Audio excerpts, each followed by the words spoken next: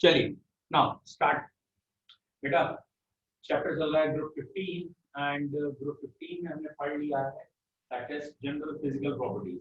Okay, so group 15 nitrogen family या निट्रोजन्स कहलाते हैं। नाइट्रोजन फैमिली के member nitrogen, phosphorus, arsenic, antimony and bismuth है। जो मेन प्रॉपर्टीज आपको फिजिकल में याद रखनी थी, फिजिकल की जनरल प्रॉपर्टीज क्या क्या थी? साइज, ठीक है, top to bottom increase, ionization energy, क्योंकि हाफ फील्ड कॉन्फ़िगरेशन है, स्टेबल है, लेकिन top to bottom ionization energy decrease करेगी। ग्रुप 15 की आयोनाइजेशन 14 से भी ज्यादा है, 16 से भी ज्यादा है। इलेक्ट्रॉन गेन एंथैल्पी थोड़ा ध्यान रखेंगे, नाइट्रोजन और फास्फोरस में एक्सेप्शन है, होनी चाहिए नाइट्रोजन की इलेक्ट्रॉन गेन एंथैल्पी ज्यादा, लेकिन होती है फास्फोरस की इलेक्ट्रॉन गेन एंथैल्पी ज्यादा। और ये आपको पिछले टर्म्स में भी एक्सप्लेन कर दिया है, नाइट्रोजन में डी सबशेल नहीं है। ऑक्सीडेशन स्टेट्स, इस ग्रुप की मिनिमम ऑक्सीडेशन स्टेट -3 होती है, मैक्सिमम +5 होती है, और एक +3 भी स्टेबल है। तो आपको अच्छी तरीके से पता है -3 की स्टेबिलिटी डाउन द ग्रुप कब हो रही है, क्योंकि साइज बढ़ रहा है इसलिए। +3 की स्टेबिलिटी इनर्ट पेयर इफेक्ट की वजह से डाउन द ग्रुप बढ़ रही है, और +5 की स्टेबिलिटी कम हो रही है। ये +3 और +5 इंपॉर्टेंट है, याद रखिएगा, इनर्ट पेयर इफेक्ट।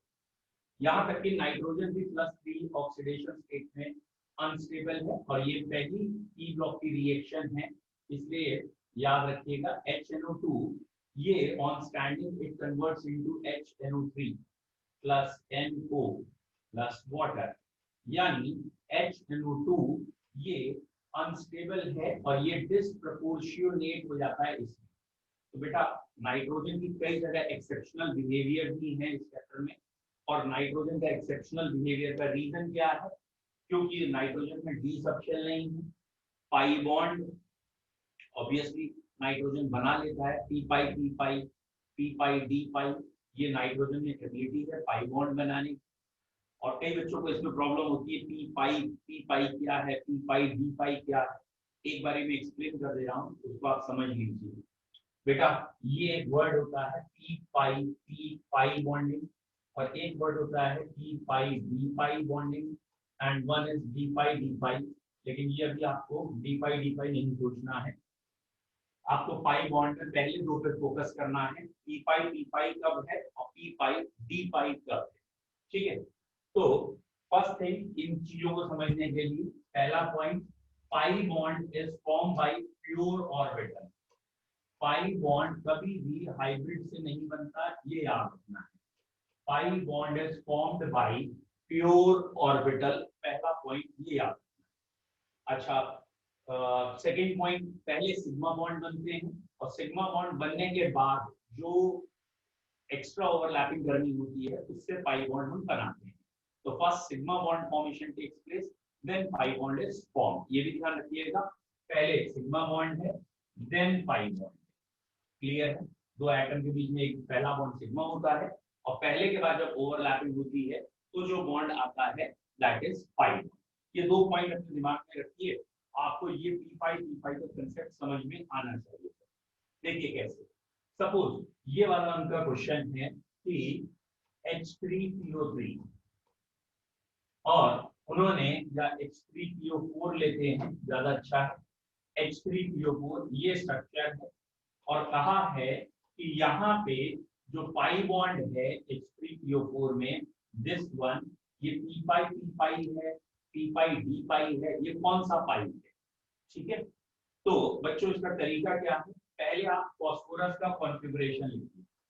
फास्फोरस का कॉन्फ़िगरेशन क्या होता है, 1s2 2s2 2p6 3s2 3p3, ये फास्फोरस का कॉन्फ़िगरेशन लिखता है, क्योंकि सेंट्रल एटम यहाँ फास्फोरस है और फास्फोरस कई सारे बॉन्ड बना रहा है, तो पहला फोकस फास्फोरस पे है। तो फास्फोरस का हमने कॉन्फ़िगरेशन लिखा, यहाँ मैंने फास्फोरस के 3s के 2 इलेक्ट्रॉन दिखाए और फिर 3p के तीनों इलेक्ट्रॉन दिखाए, 3s के 2 3p के 3 इलेक्ट्रॉन। बच्चों आई होप सो यहाँ तक कोई दिक्कत नहीं है। ठीक है। अब इसके बाद अगला पॉइंट, जब 3s और 3p आ गया तो अब हम देखेंगे फास्फोरस में बॉन्ड कितने बनाएंगे। ध्यान से देखिए, फास्फोरस से डायरेक्टली 5 बॉन्ड बने, जिसमें से 4 सिग्मा है, 1 पाई है। फास्फोरस से 5 बॉन्ड कौन से हैं? ये 1 बॉन्ड, 2, 3, 4, 4 सिग्मा है, और जो ऑक्सीजन से एक और एक्स्ट्रा है 5। बेटा अगर 5 बॉन्ड हैं तो इसका मतलब 5 अनपेयर्ड इलेक्ट्रॉन होने चाहिए, तभी 5 बॉन्ड बनेंगे। 5 अनपेयर करने के लिए यहाँ आगे डी सबशेल में इलेक्ट्रॉन चला जाएगा। फास्फोरस का डी सबशेल है, एक इलेक्ट्रॉन आगे गया, क्योंकि पांचों अनपेयर होंगे तभी 5 बॉन्ड बनेंगे। Now the concept is this कि यहाँ 5 अनपेयर आपने दिखा दिया। अब आपके पास 5 अनपेयर हैं, यहां से जरा ध्यान से सुनिएगा। 5 अनपेयर है, ये कहाँ है ये आपने देख लिया, और आपने अपने सामने फोटो भी रखा है कि इसमें सिग्मा कितने, पाई कितने। इसमें सिग्मा 4 है, पहले सिग्मा बनेंगे फिर पाई बनेगा। बच्चों ये पहले मतलब स्टार्टिंग यहाँ से है, ये 4 सिग्मा बनाएंगे, ये 4 सिग्मा बनाएंगे। दैट मीन हमें क्या कहना है, सिग्मा हाइब्रिडाइजेशन से बनता है, एक s ऑर्बिटल और ये 3 p ऑर्बिटल, यानी sp3 हाइब्रिडाइजेशन हो गई, और sp3 से बन रहे हैं सिग्मा बॉन्ड। पहले सिग्मा बॉन्ड बनते हैं फिर पाई बॉन्ड बनता है। पाई प्योर होता है, वो हाइब्रिडाइजेशन से नहीं बनता है। तो ये 4 से sp3 हाइब्रिडाइजेशन हो गई। अब बच्चों ये वाला जो इलेक्ट्रॉन है p का, ये इलेक्ट्रॉन d सबशेल में, और ऑब्वियसली इसे पाई बॉन्ड बनाना है। ये डी सबशेल में है, इसे पाई बॉन्ड बनाना है। और ऑक्सीजन में डी सबशेल होती ही नहीं है। ऑक्सीजन या ग्रुप पीरियड सेकंड के मेंबर में यहाँ 2s और 2p होता है, 2d होता ही नहीं है। बेटा इसीलिए मैंने इसे समझाने के लिए नाइट्रोजन नहीं लिया, क्योंकि नाइट्रोजन में तो डी है ही नहीं, तो नाइट्रोजन में तो कभी भी डी पाई बनेगा ही नहीं। तो मैंने फास्फोरस लेके आपको समझा रहा हूँ। अब ये पॉइंट आया, यहाँ डी सबशेल वाला इलेक्ट्रॉन पाई बॉन्ड बनाएगा, लेकिन ऑक्सीजन में सिर्फ p है। तो बच्चों होपफुली आपको क्लियर है, ये वाला पाई बॉन्ड डी पाई p पाई। ढंग से पढ़ लो, ये पाई पाई की बातें हो रही हैं, पाई पाई का हिसाब लिया जाएगा। आई होप तो समझ में आ गया होगा कि कब डी पाई p पाई वर्ड बोला जाता है, कब p पाई बोला जाता है। बेटा अगर नाइट्रोजन में किसी ने पूछा आपसे कि नाइट्रेट आयन में NO3 नेगेटिव में भी पाई बॉन्ड है, और NO3 नेगेटिव का ये स्ट्रक्चर है, अब उसने कहा कि बताओ भाई ये पाई बॉन्ड कौन सा है, तो आई होप सो आपको इतनी नॉलेज है, यहाँ पे निकालने की जरूरत ही नहीं है ऑर्बिटल्स, क्योंकि ना तो नाइट्रोजन में डी है ना ही ऑक्सीजन में डी है, तो डी तो दोनों में है ही नहीं, इसीलिए दोनों के ही p ऑर्बिटल पाई बॉन्ड बनाएंगे। तो यहाँ का पाई बॉन्ड तो p पाई ही रहेगा। नाइट्रोजन p पाई ही बना सकता है, नाइट्रोजन d पाई नहीं बना सकता। आई होप सो ये क्लियर है। तो डी पाई का कंसेप्ट अगर क्लियर है तो ये क्वेश्चन करके देखिए आप, तभी मुझे समझ में आएगा कि ये आपको समझ में आ गया कंसेप्ट। बेटा ये p पाई डी पाई कंसेप्ट ग्रुप 16 में भी है, और ग्रुप 16 के बाद लास्ट 18 में है। तो लेट्स, मैं आपको ग्रुप 16 का क्वेश्चन दे रहा हूँ। SO3 ये स्ट्रक्चर है SO3 में, यहाँ 3 पाई बॉन्ड है, और आपसे क्वेश्चन ये है 3 पाई बॉन्ड में कितने p पाई बॉन्डिंग है या p पाई d पाई बॉन्डिंग है, तो कितने p पाई d पाई या d पाई p पाई कह लीजिए, एक ही बात है। तो हाउ मेनी, क्या तीनों के तीनों p पाई हैं, तीनों के तीनों p पाई d पाई हैं, या 2 p पाई और एक p पाई d पाई ऐसे। Now the question is this, kindly solve it. SO3 मैंने स्ट्रक्चर भी बना दिया है, और अब आपको ये बताना है इसमें कितने p पाई d पाई या d पाई p पाई है। इस ऑप्शन का तो कोई सेंस ही नहीं होता यहाँ d पाई का। आई होप तो सभी को मालूम है क्यों, क्योंकि दोनों में d है ही नहीं, खाली इसमें d है, इसमें तो d है नहीं, इसलिए d पाई का सेंस नहीं हुआ। अब बाकी दो में से आप बताएंगे कि कितने बनाएंगे आप। जो कर ले वो टाइप कर दे, बोले नहीं। जिसको आंसर आ गया वो टाइप करेगा, बोलेगा नहीं।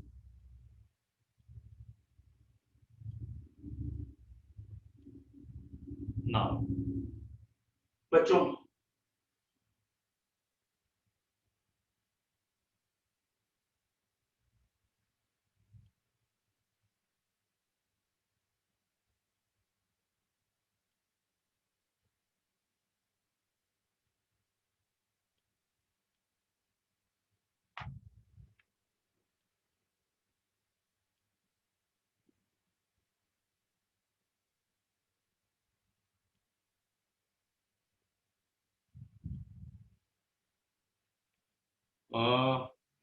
एक बच्चे का बस अभी तक आंसर आया बेटा, और उनका आंसर शायद मुझे गलत लग रहा है।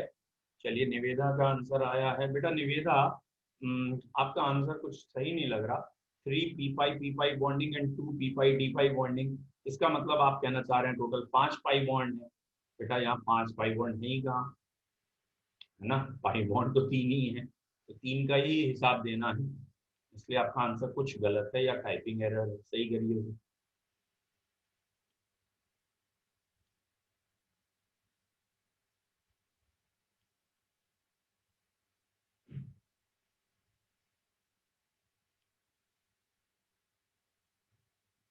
कैमरा चेंज करके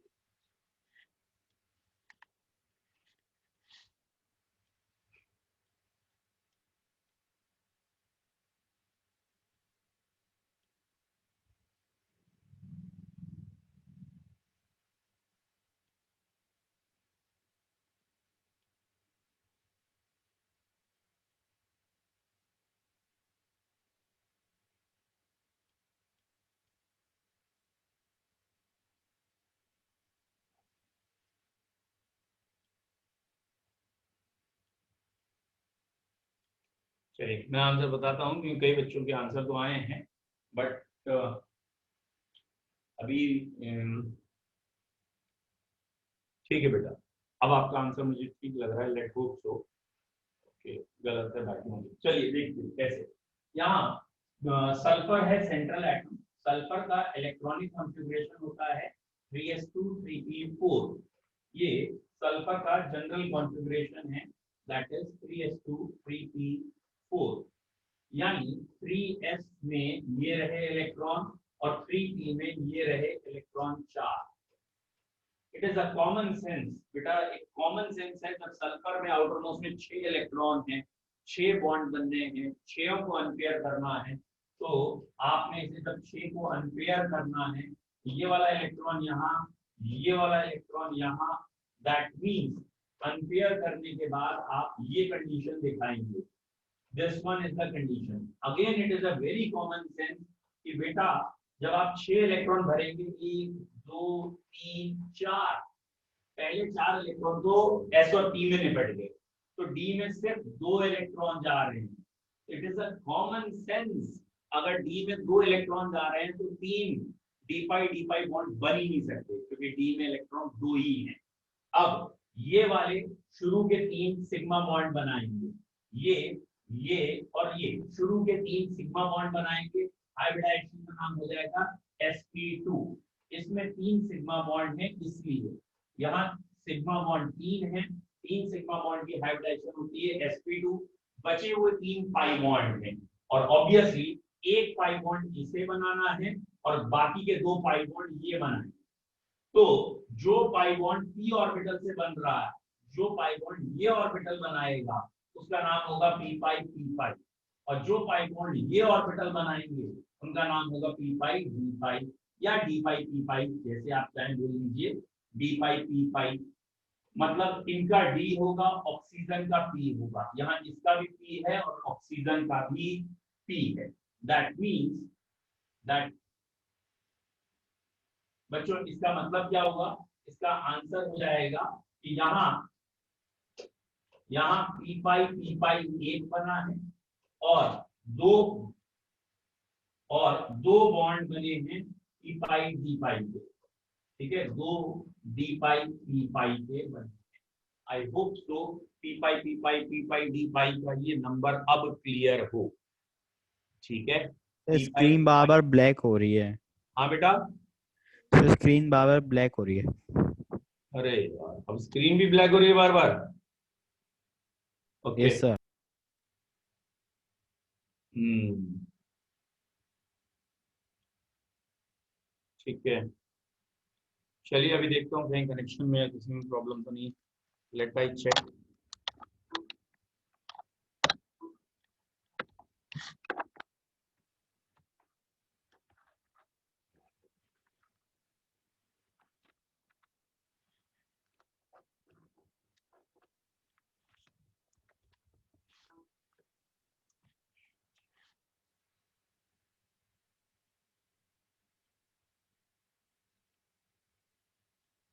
देखता हूँ यार अभी एक बारी और इसे क्लियर करके एक क्वेश्चन और बता देते हैं। अच्छा ये एक आध क्वेश्चन ये कह रहे हैं बच्चे और बता दीजिए, कोई और क्वेश्चन करा दीजिए इस पे। ठीक है, जैसे बेटा हमारे कोर्स में जेनॉन के कंपाउंड का मैंने कहा ना, वो भी आपको पी पाई डी पाई ऐसे में सोचने पड़ सकते हैं। तो जैसे ये XeO3 है, जेनॉन का ट्राई ऑक्साइड, ऑब्वियसली XeO3 का ये स्ट्रक्चर आएगा, दैट इज ग्रुप 18 में पढ़ेंगे। ये XeO3 होता है, sp3 हाइब्रिडाइजेशन है वैसे इसकी। फिलहाल यहाँ मैंने आपको XeO3 बना दिया है, तो अब आप यहाँ काउंट कर लीजिए कितने पी पाई डी पाई हैं। जेनॉन ग्रुप 18 का मेंबर है, ठीक है। Now count p pi d pi and p pi d पाई।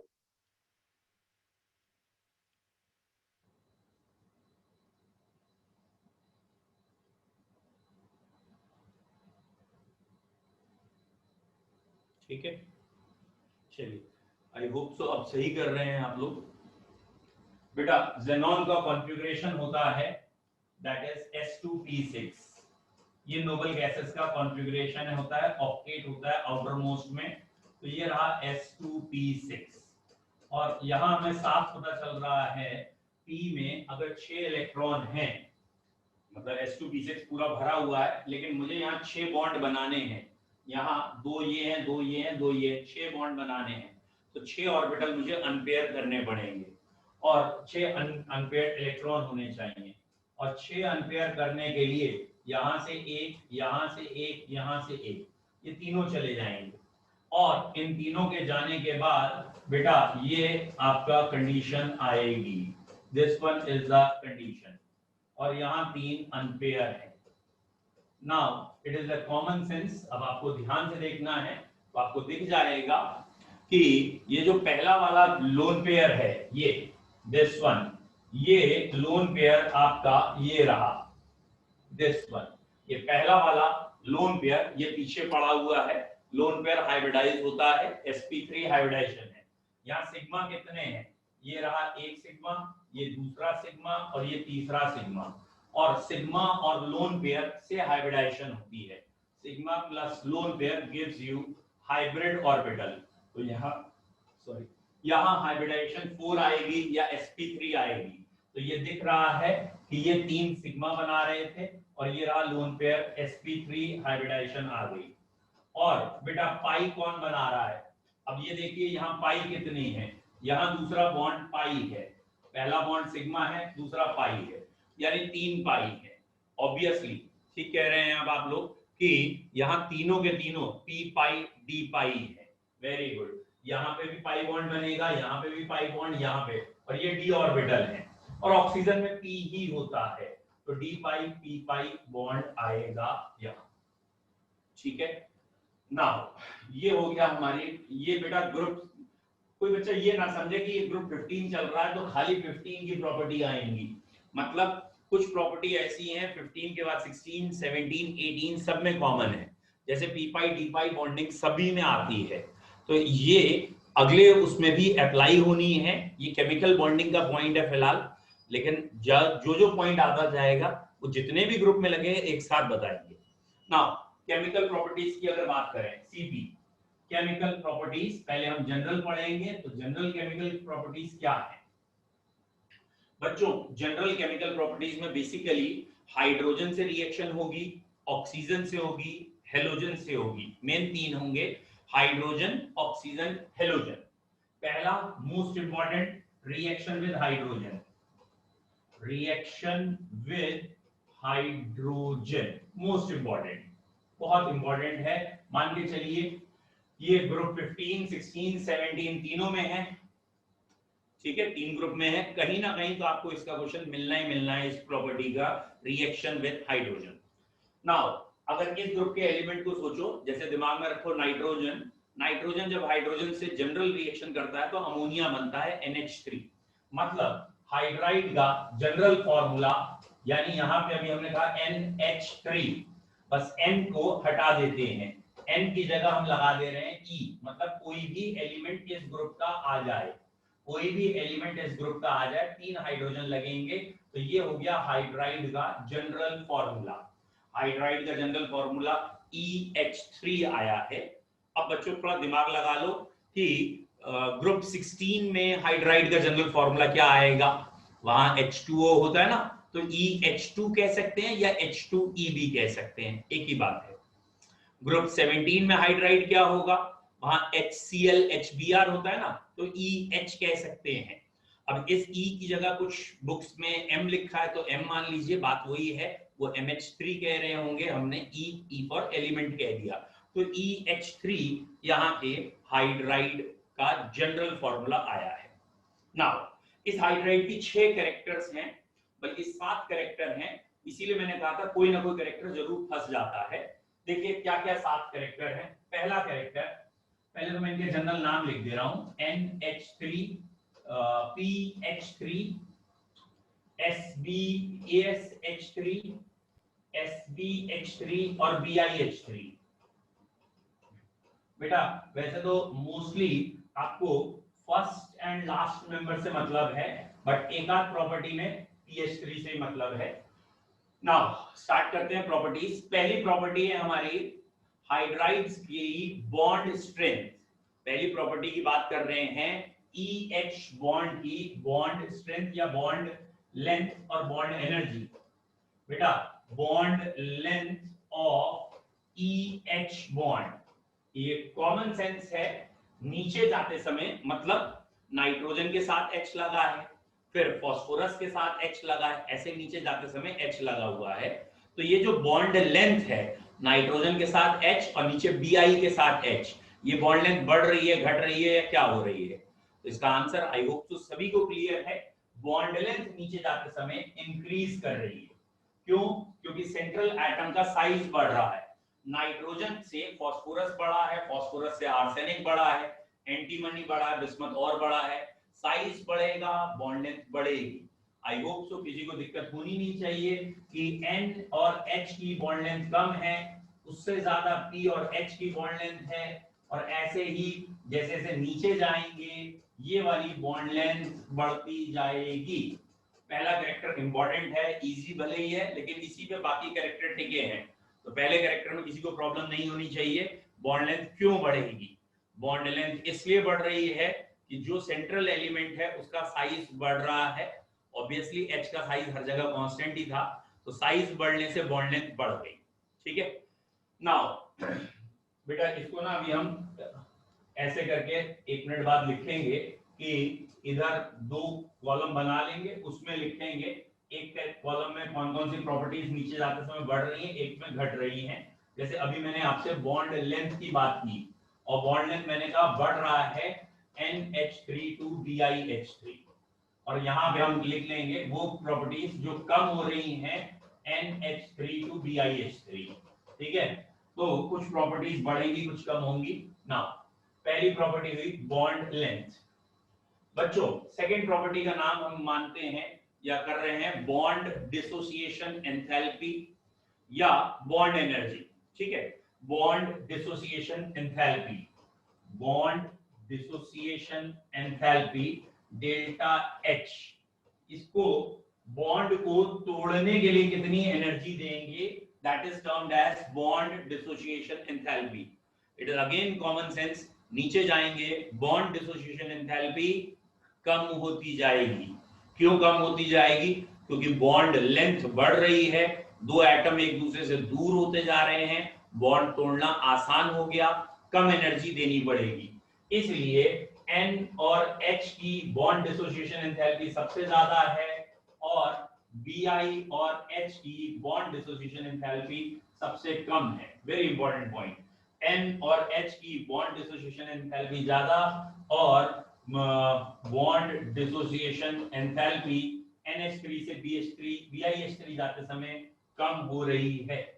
पहले 2 पॉइंट में कोई दिक्कत है तो पूछिए, 6 पॉइंट है, दो करके डिस्कस करेंगे। पहले 2 में कोई दिक्कत है तो पूछो, और नहीं तो 111 टाइप करो। क्लियर है? पहले 2 सभी को क्लियर है? Very good. नाउ ठीक है बेटा, ओके। थर्ड पॉइंट बच्चों, जो थर्ड पॉइंट है वो सेकंड से ही निकल के आ रहा है और वो कॉमन सेंस भी है। बताओ बच्चों, अगर मैं कहूं एसिडिक कैरेक्टर, बेसिकली जनरल भाषा में एसिडिक कैरेक्टर H का छूटना होता है, तो एसिडिक कैरेक्टर यानी कौन जल्दी H छोड़ सकता है, तो it is a common sense कि आपको समझ में आ रहा हो, नीचे जाते समय एसिडिक कैरेक्टर बढ़ेगा। बढ़ेगा क्यों? क्योंकि नाइट्रोजन H आसानी से नहीं छोड़ेगा, बॉन्ड लेंथ कम है, बॉन्ड एनर्जी ज्यादा है, नीचे जाते समय H जल्दी छूट जाएगा। तो अगला कैरेक्टर है एसिडिक कैरेक्टर। तो बेटा acidic character down the group बढ़ रहा है, ये कह सकते हैं। लेकिन अधिकतर जो क्वेश्चन आया है हम उसी पे अगर फोकस करें, या एनसीईआरटी पे जो है उस पे फोकस करें, तो बेटा एनसीईआरटी पे जो है वो है बेसिक कैरेक्टर। तो अभी तो मैं आपको एक सिंपल भाषा में कह रहा हूं, बेसिक कैरेक्टर क्या होगा। तो बेसिक कैरेक्टर में अमोनिया सबसे ज्यादा बेसिक हो गया, नीचे आते आते बेसिक कैरेक्टर कम हो गया। भैया बेसिक कैरेक्टर क्यों कम हो गया? अभी जरा सरल भाषा में आप सुनिए। सरल भाषा में क्या है कि तुम्हें ये समझ में आ गया था एसिडिक नीचे जाते समय बढ़ रहा है।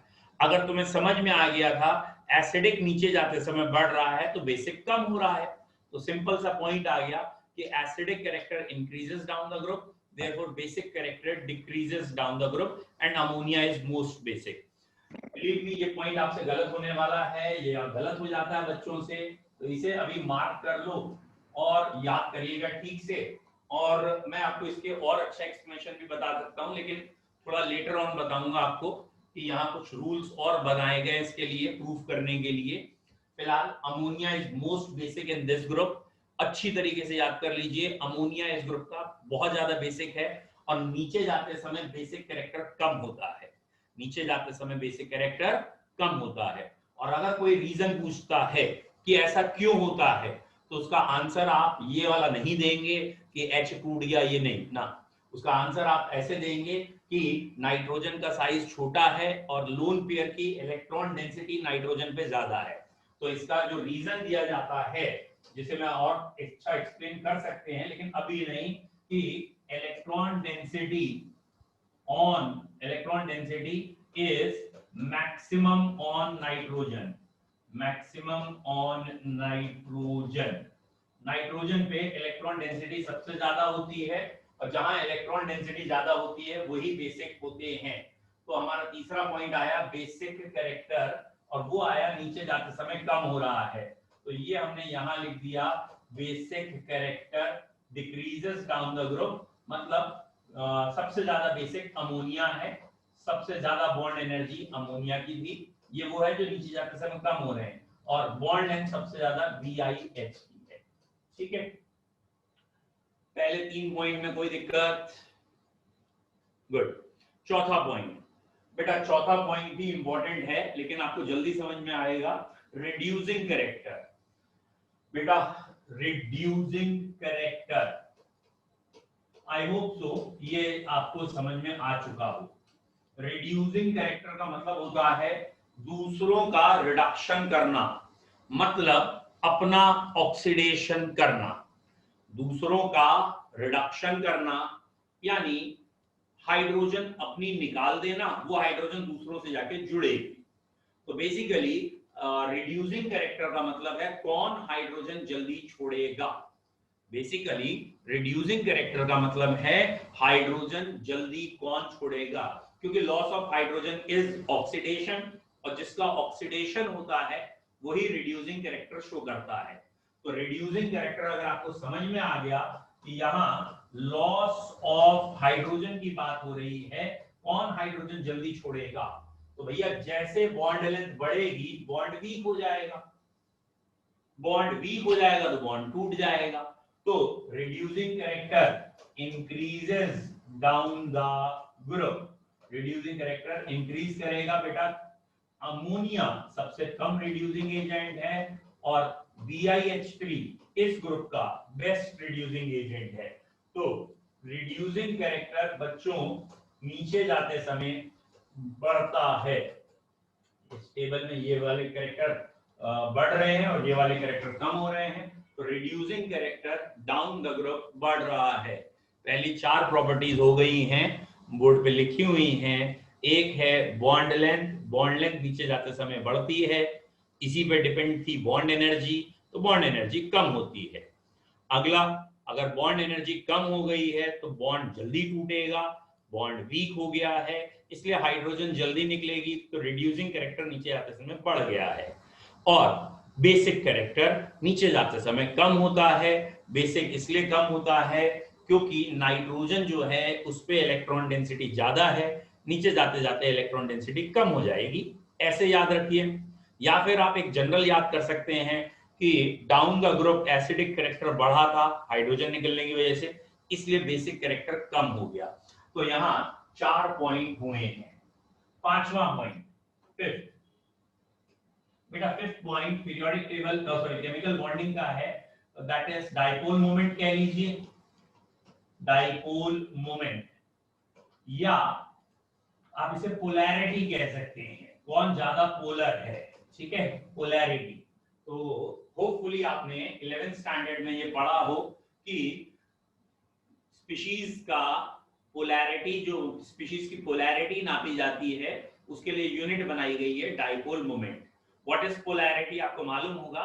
पोलर होने का मतलब होता है चार्ज सेपरेशन दिखना, चार्जेस दिखना, प्लस माइनस अलग होना, उसे कहते हैं पोलर होना। अब कौन कितना पोलर है उसे नापने के लिए एक यूनिट बनी है डाइपोल मोमेंट, जो आपने शायद फिजिक्स में भी कूलम्स लॉ या उसके बाद कहीं पढ़ी है। इलेक्ट्रिक फील्ड इंटेंसिटी या डाइपोल और डाइपोल मोमेंट वहां भी पढ़ा जाता है। फिलहाल डाइपोल मोमेंट डिपेंड मेनली करता है चार्ज पे, यानी इलेक्ट्रोनेगेटिविटी पे, क्योंकि जब इलेक्ट्रॉन खींचेगा कोई तभी तो चार्ज आएगा। तो इलेक्ट्रॉन खींचना या इलेक्ट्रोनेगेटिविटी पे चार्ज आना है, तो भैया इस ग्रुप में इलेक्ट्रोनेगेटिविटी नाइट्रोजन की ज्यादा है और नीचे आते आते इलेक्ट्रोनेगेटिविटी कम होगी, क्योंकि ये मेटल है, ये इलेक्ट्रॉन खींचेगा ही नहीं, ये इलेक्ट्रॉन जल्दी खींच लेगा। और अगर ये इलेक्ट्रॉन जल्दी खींच लेगा तो अमोनिया पोलर है और नीचे आते आते बिस्मथ लेस पोलर है। फिर से सुनिए, डाइपोल मोमेंट क्या है। Dipole moment is measurement of polarity. कोई कंपाउंड कितना ज्यादा पोलर है, उस कंपाउंड के अंदर चार्ज सेपरेशन कितना है, उसका मेजर है डाइपोल मोमेंट। अमोनिया का डाइपोल मोमेंट ज्यादा है, बिस्मथ का या BiH3 का कम है। कारण डाइपोल मोमेंट या चार्ज सेपरेशन तब आएगा जब इलेक्ट्रॉन घूमेंगे या मूव करेंगे। इलेक्ट्रॉन कौन मूव कराएगा, प्रॉपर्टी क्या है इलेक्ट्रॉन मूवमेंट की, दैट इज इलेक्ट्रोनेगेटिविटी।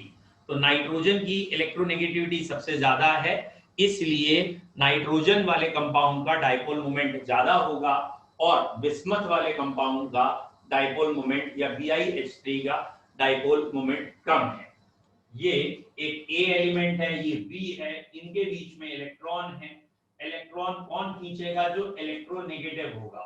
तो जहां इलेक्ट्रोनेगेटिविटी होगी, हाई इलेक्ट्रोनेगेटिव होंगे, वहीं तो चार्जेस आएंगे। अगर बेटा दो एलिमेंट में इलेक्ट्रोनेगेटिविटी डिफरेंस कम है तो इलेक्ट्रॉन बीच में ही पड़े रहेंगे। और अगर बेटा चार्ज ही नहीं आए तो डाइपोल मोमेंट कैसे आ जाएगा। तो डाइपोल मोमेंट आने के लिए इलेक्ट्रोनेगेटिविटी चाहिए और इलेक्ट्रोनेगेटिविटी नाइट्रोजन की ज्यादा है, इसलिए नाइट्रोजन का डाइपोल मोमेंट ज्यादा है और नीचे जाते जाते डाइपोल मोमेंट कम होगा।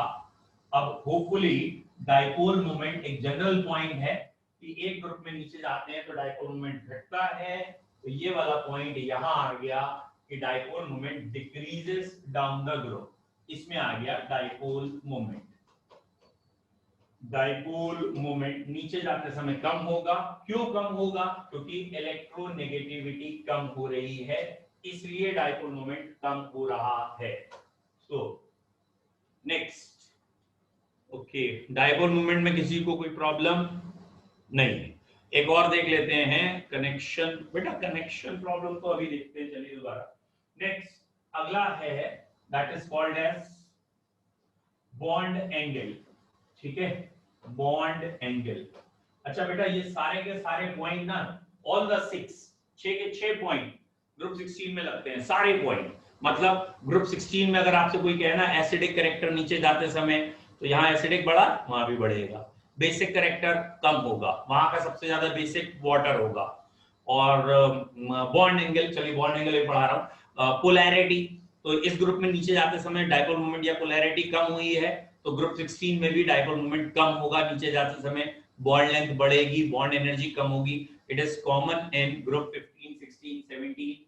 Next is bond angle. बच्चों बॉन्ड एंगल एक ग्रुप में ये है NH3।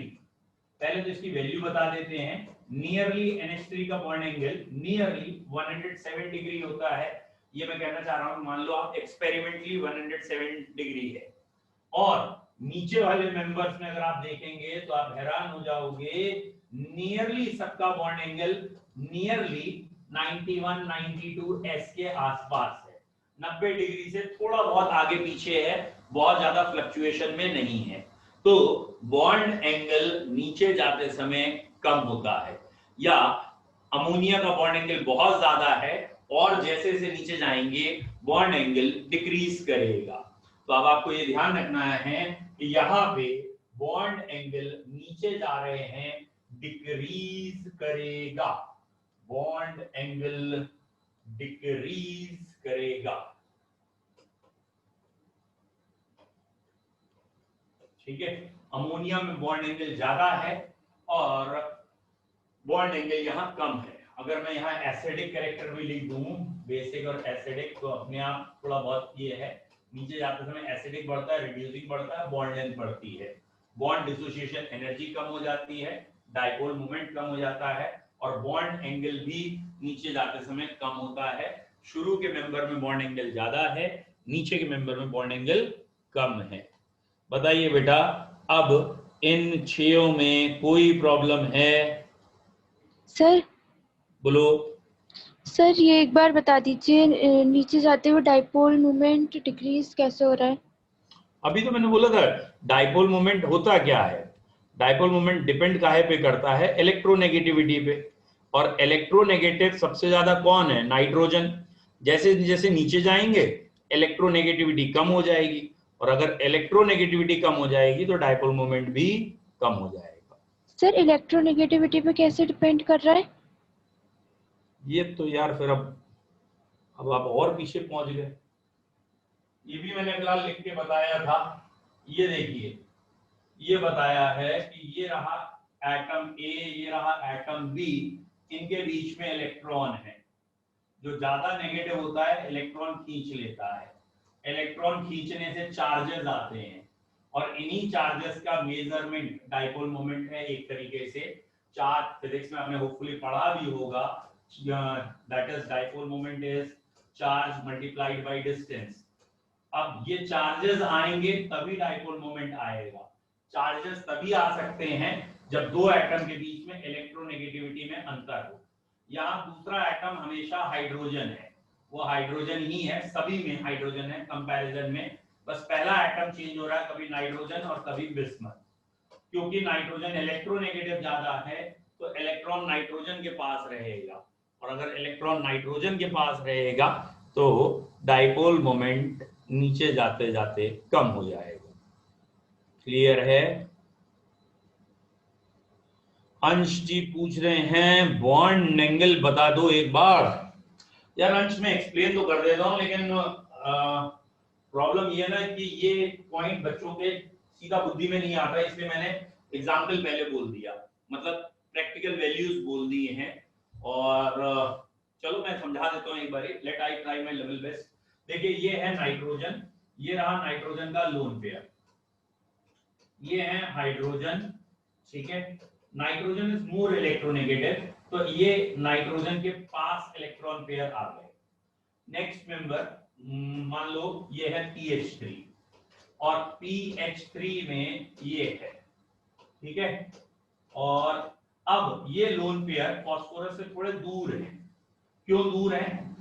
We are talking in comparison to these two, हम आपस में कंपेयर करके बात कर रहे हैं आपसे।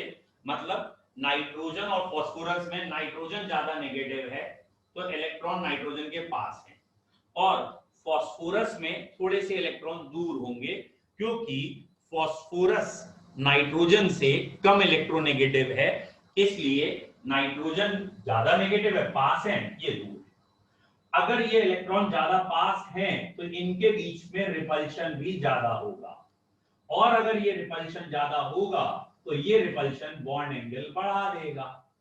यहां पे बॉन्ड पेयर रिपल्शन कहलाता है। ये बॉन्ड पेयर रिपल्शन कम होगा, और अगर कम होगा ये रिपल्शन तो ये वाला रिपल्शन इनको अंदर आने पे मजबूर करेगा, यानी बॉन्ड एंगल घटा देगा। तो आप कह सकते हैं नाइट्रोजन में बॉन्ड पेयर रिपल्शन कम होता है, इसलिए नाइट्रोजन में बॉन्ड पेयर रिपल्शन ज्यादा होता है। ये वाला रिपल्शन ज्यादा होता है, इसलिए इसका बॉन्ड एंगल ज्यादा है, और यहाँ पे वो रिपल्शन कम है तो बॉन्ड एंगल कम। तो it is bond pair repulsion. और ये एक्चुअली ना अंश, that is class 11th chemical bonding, उसको ठीक से अगर पढ़ते हैं तो इन सब चीजों की जरूरत कम पड़ती है। ये 6 के 6 कैरेक्टर केमिकल बॉन्डिंग वाले ही है ना। ये अब हमारा 7वां और आखिरी कैरेक्टर देखिए क्या है। 7th कैरेक्टर है बॉइलिंग पॉइंट। बॉइलिंग पॉइंट भैया ये होपफुली आपको पता होना चाहिए कि डाउन द ग्रुप जाएं या van der Waals forces directly proportional to molar mass होता है।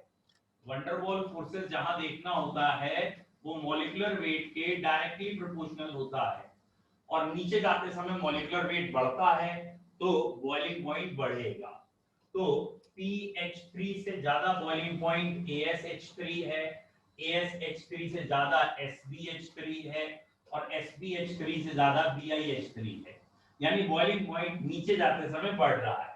तो पहला पॉइंट आया बॉइलिंग पॉइंट में, नीचे जाते समय बॉइलिंग पॉइंट बढ़ता है।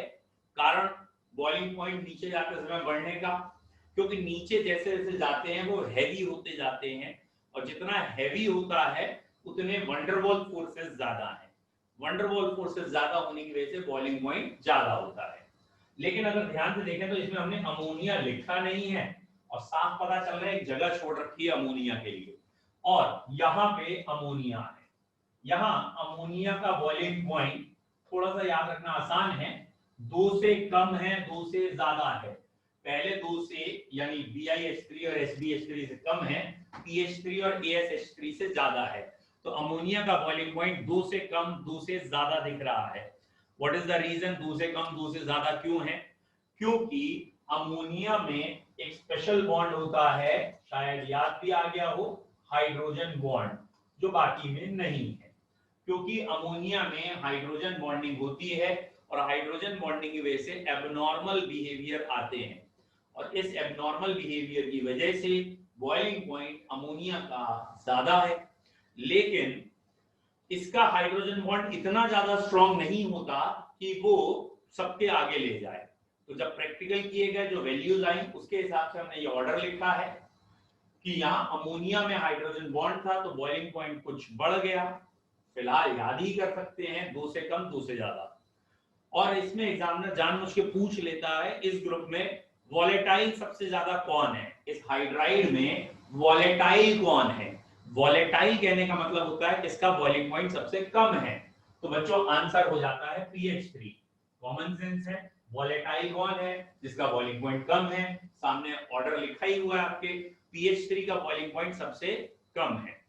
बच्चा इसको जनरली टिक नहीं करता क्योंकि उसके दिमाग में होता है या तो हाईएस्ट BiH3 होगा या लोएस्ट, मतलब जो शुरुआत का या आखिरी मेंबर है उसी में से कोई एक आध टिक कर देता है, बीच के मेंबर्स जनरली नहीं पकड़े जाते।